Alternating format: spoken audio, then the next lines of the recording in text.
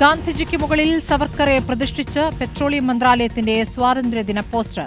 സ്വാതന്ത്ര്യ സമര സേനാനികളായ ഭഗത് സിംഗ്, സുഭാഷ് ചന്ദ്രബോസ് എന്നിവരുടെ ചിത്രങ്ങളും പോസ്റ്ററിലുണ്ട്. ഗാന്ധിവധത്തിൽ പ്രതിക്കൂട്ടിലുള്ള സവർക്കറെ ഉയർത്തിക്കാട്ടി കേന്ദ്ര സർക്കാർ ജനത്തെ ആക്ഷേപിക്കുകയാണെന്ന് പ്രതിപക്ഷം കുറ്റപ്പെടുത്തി.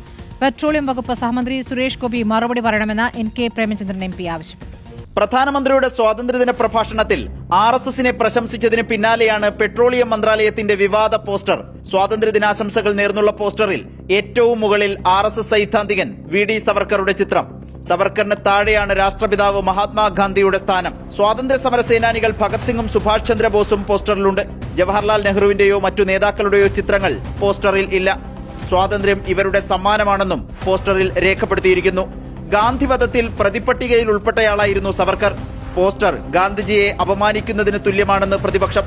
രാജ്യം RSS അജണ്ടയിലേക്ക് നടന്നെടുക്കുന്നുവെന്ന് NK പ്രേമചന്ദ്രൻ.